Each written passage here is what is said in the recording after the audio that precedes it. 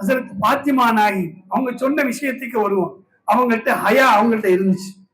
ரொம்ப வெட்கம், எந்த வெட்கம். அவங்க வெளியில வந்த கிழவியினுடைய தோற்றத்துல வருவாங்க. இன்னைக்கு கிழவிகள் எல்லாம் குமரியின் தோற்றத்தில் வருவதை பார்க்கிறோம். ஆனால் பாத்திமா நாயகி வெளியில நிர்பந்த தேவைக்கு வந்தா தன்னை ஒரு கிழவியினுடைய வடிவத்திலே பல போர்வைகளை போட்டு மூடிக்கிட்டு வருவாங்க. ஓரத்துல வருவாங்க. அங்க வரும்போது அந்த சொற்களில் உள்ள முட்கள் கூட, முள் செடிகள் அவங்களுடைய ஆடையில பட்டு கிழிக்கும். அந்த அளவு ஓரத்துல வருவாங்க. இங்க அப்படி இல்லை, நடு ரோட்ல அவங்கதான் வருவாங்க. நம்முடைய பெண்மணிகள் மார்க்கம் தெரிந்தால் அப்படி செய்ய மாட்டாங்க. எவ்வளவு ஒழுக்கம் இருக்கணும் தெரியுமா? ஹசரத் பாத்திமா நாயிட்டு ரொம்ப ஹயா. அதுக்கு ஒரு நிகழ்வு உங்களுக்கு சொல்றேன்.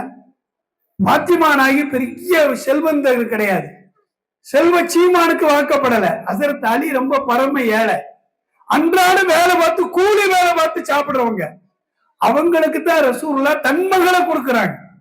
ஈருலக தலைவர், பிதா கபீவ உம்மி, என் தாயும் தந்தையும் தங்களுக்கு அர்ப்பணமாகட்டும் என்று சொல்கிற ஆயிரம் ஆயிரம் சஹாபா பெருமக்களை பெற்ற ரசூலுல்லாஹ்வுடைய மகள் தீனுக்காக. ஹசரத் அலி மார்க்க இல்மில தேர்ச்சி பெற்றோம். அவங்க இல்மினுடைய வாசல்.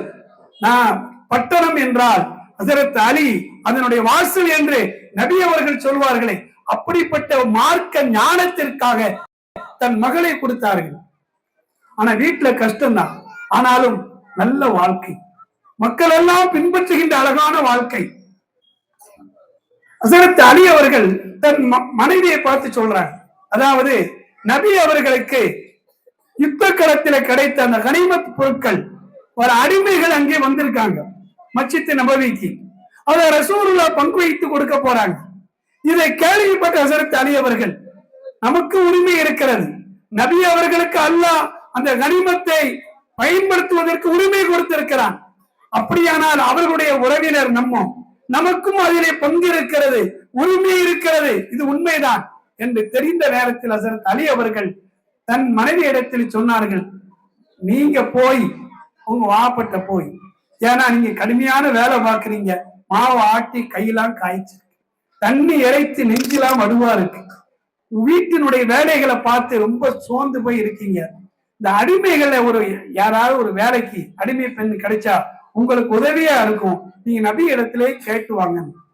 ஹசரத் பாத்திமா நாயகி தன்னை முழுமையாக மறைத்துக் கொண்டு நபியினுடைய வீட்டுக்கு செல்கின்றார்கள். ஹசரத் ஆயிஷா ரலியல்லாஹு தஆலா அன்ஹா இருக்கிறார்கள். நபி அவர்களை சுற்றி மக்கள் எல்லாம் இருந்து கொண்டு இருக்கிறார்கள்.